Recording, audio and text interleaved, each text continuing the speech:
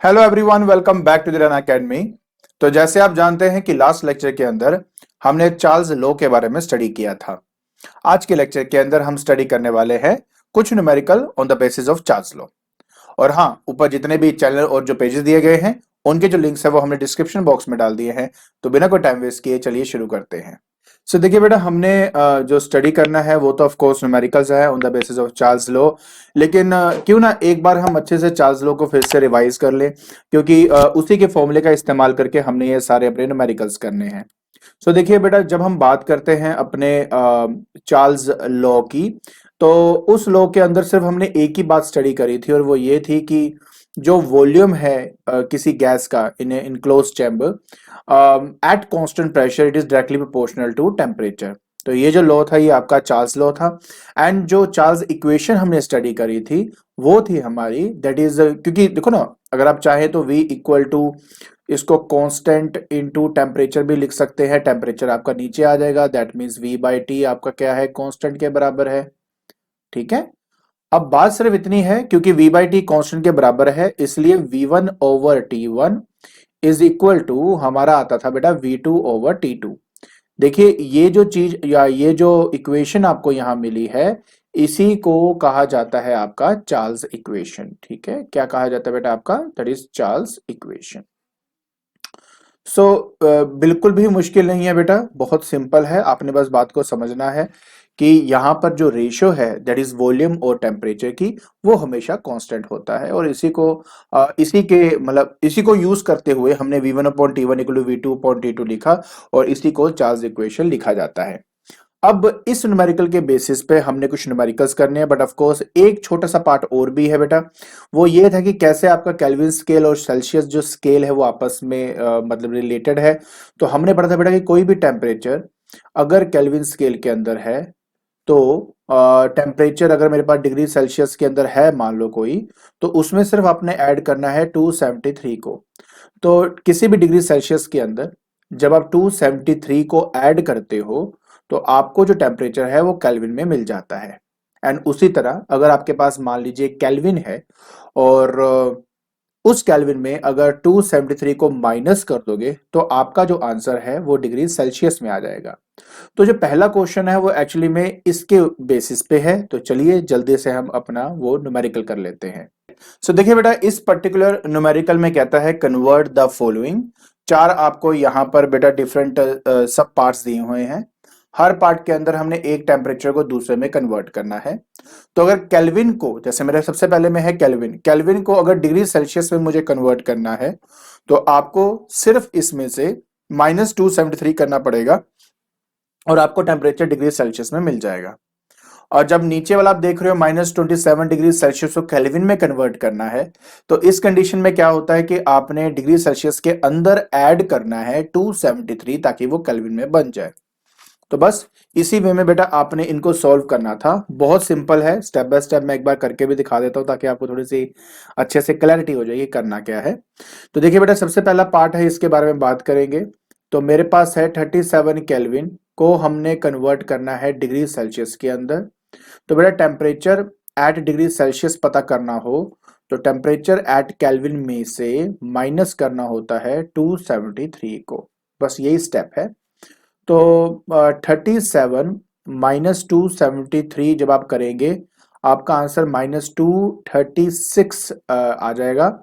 And यहाँ पे मैं डिग्री सेल्सियस लिख देता हूँ क्योंकि ये आपका टेम्परेचर आ चुका है डिग्री सेल्सियस के अंदर।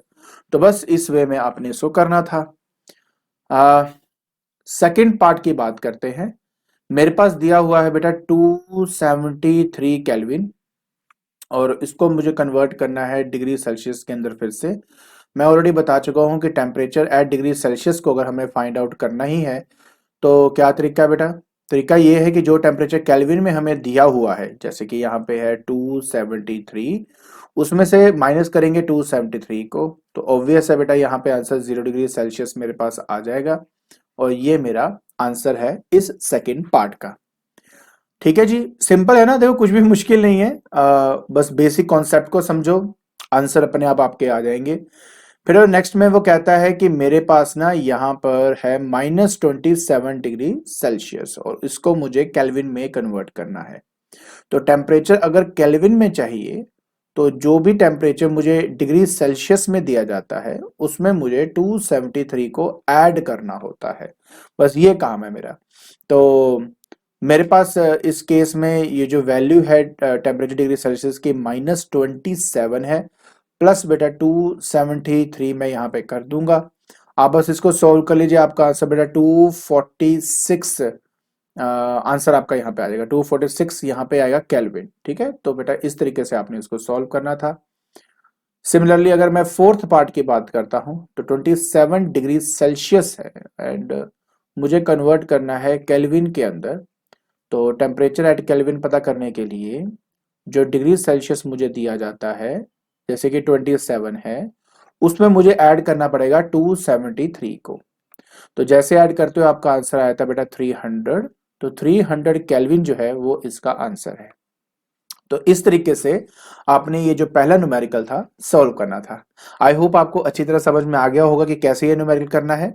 गुड, चलिए अब हम करते हैं अपना नेक्स्ट न्यूमेरिकल। सो बेटा इस न्यूमेरिकल में कहता है कि 20 ml of hydrogen gas at -13 degree Celsius is heated to 117 degree Celsius at constant pressure. Charles law लगाने के लिए यही तो सबसे बड़ी मेन कंडीशन है कि आपका जो प्रेशर है वो यहां पर कांस्टेंट होना चाहिए। कहता find the new volume of hydrogen. देखिए बहुत ही ज्यादा सिंपल है, आराम से कर सकते हैं। देखिए सबसे पहले तो यार हम जो जो दिया हुआ है वो जरूर लिखेंगे, उसके बाद जाके इसको हम सॉल्व करेंगे। देखिए सबसे पहली बात यह है कि इनिशियल वॉल्यूम मुझे दिया हुआ है जो कि यहाँ पे 20 ml है एंड इनिशियल टेम्परेचर 11 जो है वो बेसिकली इनिशियल स्टेट को रिप्रेजेंट करने के लिए यूज किया जाता है और जो 22 है वो हमेशा फाइनल स्टेट को रिप्रेजेंट करने के लिए यूज किया जाता है। सो V1 आ गया 20 ml, T1 यहां पे आ गया -13 डिग्री सेल्सियस। ठीक है, ये मेरे पास आ गया। बट मैंने आपको पहले ही कहा था जब कभी भी आपने चार्ल्स लॉ के अंदर टेम्परेचर की वैल्यू डालनी होती है तो वो हमेशा केल्विन में होना चाहिए और अगर डिग्री सेल्सियस को केल्विन में कन्वर्ट करना है तो आपको इसमें ऐड करना पड़ेगा 273 को। तो जैसे आप इसमें ऐड करोगे आपका जो आंसर है बेटा वो आ जाएगा 260 और ये जो टेम्परेचर ये आपका केल्विन में है। तो हमेशा याद रखें कि जब कभी भी आप चार्ल्स लॉ अप्लाई कर रहे हो तो वॉल्यूम का इतना नहीं है ऑफ कोर्स, बट टेम्परेचर में एक बात का ध्यान रखें कि वो हमेशा केल्विन में होना चाहिए। ठीक है, ये बात ध्यान रखेंगे तो ये न्यूमेरिकल सॉल्व करना आपके लिए बहुत ही आसान हो जाएगा। अदरवाइज आपको लगेगा पता नहीं क्या कर रहे हैं हम, तो वैल्यूज तो डाल रहे हैं फिर भी रिजल्ट नहीं आ रहे। तो प्लीज इस बात का ध्यान रखना। ठीक है, तो ये V1 और T1 आ चुका है। चलिए अब V2 की बात करें। देखो V2 तो बेटा मुझे फाइंड ही करना है और अगर T2 की बात करें तो ये हमारा 117 डिग्री सेल्सियस मुझे दिया हुआ है। बात वही है कि इसमें आपको 273 को ऐड करना पड़ेगा ताकि केल्विन में ये कन्वर्ट हो सके। सो जैसे आप इसमें करेंगे बेटा आपके पास ये आ जाएगा 390 है ना, 390 केल्विन के करीब आपका यहाँ पे आंसर आ जाएगा। अब क्योंकि प्रेशर कांस्टेंट है तो हम यहां पर जो चार्ल्स लॉ है, ठीक है, ये जो चार्ल्स आपका लॉ है ये हम यहां पे अप्लाई कर सकते हैं। तो V1 over T1 is equal to V2 over T2, ये मेरा इक्वेशन है।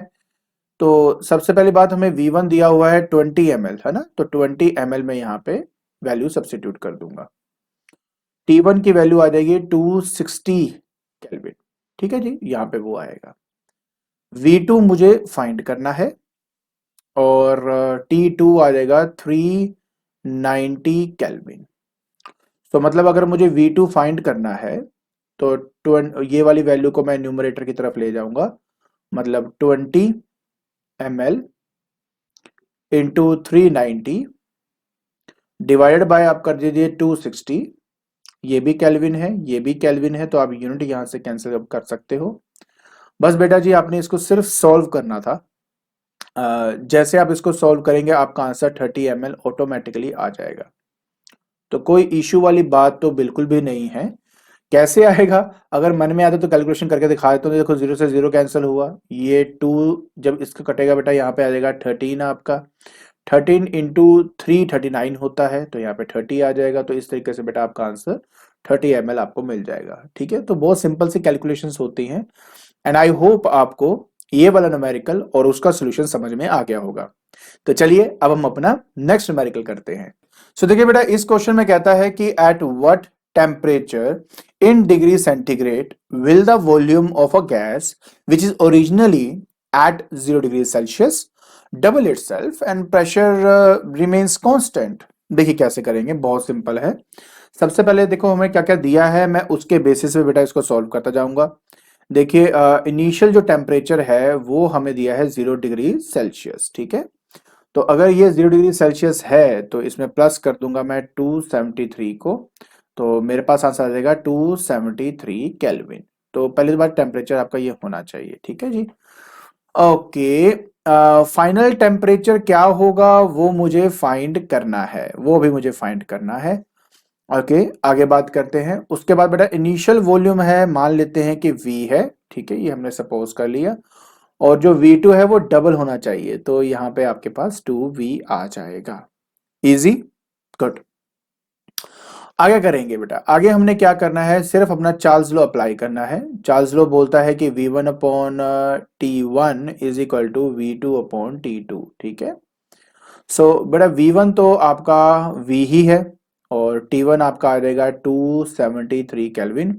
273 kelvin is equal to V2 बेटा 2V हो जाएगा आपके पास, और जो T2 है आपका T2 आ ठीक है, तो ये मुझे फाइंड आउट करना है।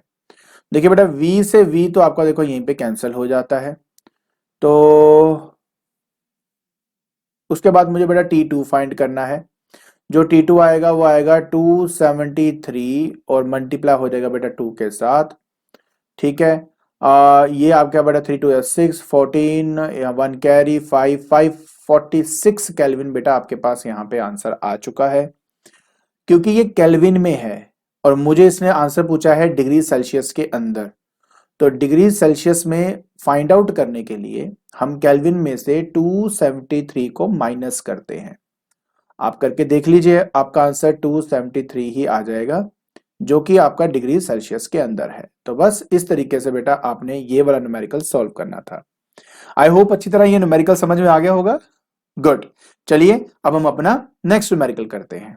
सो देखिए बेटा, कहता है कि calculate the volume in centimetre cube of air expelled from vessel containing 0.4 liter of it at 250 Kelvin, then what when it is heated to 27 degree Celsius at the same pressure।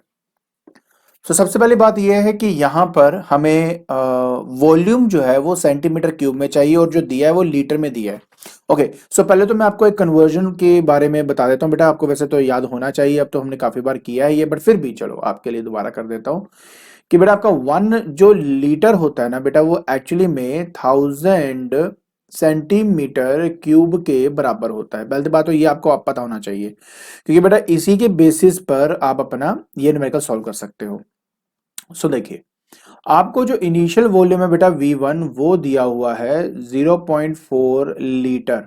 तो centimetre cube में करने के लिए 0.4 को multiply करना पड़ेगा मेरे 1000 centimetre cube के साथ, और ऐसा करते बेटा जो आपका आंसर है वो 400 सेंटीमीटर क्यूब आपको मिल जाएगा। ठीक है, 400, ठीक है जी, सेंटीमीटर क्यूब आपको मिल जाएगा। ठीक है जी, उसने बोला है एयर एक्सपेल्ड फ्रॉम द, अच्छा अच्छा, कितना गैस वहां से निकल गया, इसकी कैपेसिटी है 400 सेंटीमीटर क्यूब की। ओके, इनिशियल टेम्परेचर जो है वो दिया हुआ है बेटा 250 केल्विन, तो 250 केल्विन आपको इनिशियल टेम्परेचर दिया हुआ है। फाइनल जो टेम्परेचर है वो आपका 27 डिग्री सेल्सियस है, और मैं बार बार बता चुका हूँ बेटा डिग्री सेल्सियस को कन्वर्ट करने के लिए हम इसमें 273 को ऐड कर देते हैं, और आपका जो आंसर है वो केल्विन में आ जाता है। तो ऐड करने से देखोगे तो 300 केल्विन आपका यहाँ पे, 300 केल्विन आपका यहाँ पे आंसर आ जाएगा। नेक्स्ट स्टेप क्या करना है, नेक्स्ट स्टेप बस चार्ल्स लॉ लगाएंगे कि V1/T1 हमारा V2/T2 आता है। अच्छा, तो जब आप इसको अप्लाई करेंगे तो आपका आएगा 400, ठीक है, divided by T1 that is 400 है ना, डिवाइडेड बाय 250, 250 आपके पास आ गया। एंड V2 मुझे फाइंड करना है डिवाइड बाय 300। ठीक है, तो बस जी आप जब इसको बेटा सॉल्व करते हो ना, तो एक्चुअली में जो आपका आंसर है V2 का वो आएगा 480 सेंटीमीटर क्यूब। लेकिन जो मेरा कंटेनर है उस कंटेनर की जो कैपेसिटी है वो सिर्फ 400 सेंटीमीटर क्यूब की है। तो जो नया वॉल्यूम मुझे मिला after rising the temperature is 480। तो इस कंटेनर के अंदर अभी भी 400 रहेगा। बाकी का जो 80 सेंटीमीटर क्यूब है ना, ये वही एयर है जो एक्सपेल हो गई मेरे वेसल से। सो एयर एक्सपेल्ड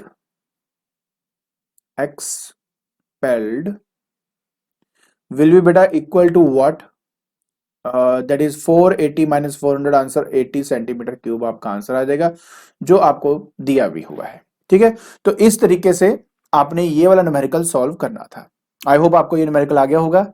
चलिए अब हम अपना नेक्स्ट न्यूमेरिकल करते हैं। सो नेक्स्ट न्यूमेरिकल में कहता है बेटा what will be the volume of a gas when 3 litre of it cooled down from 27 degree Celsius to minus 73 degree Celsius at constant pressure. देखिए बहुत ज्यादा आसान है, जल्दी जल्दी कर लेते हैं बेटा। मैं आपको ऑलरेडी बता चुका हूं कि देखिए अब इनिशियल वॉल्यूम जो है वो 3 लीटर आपको दिया हुआ है।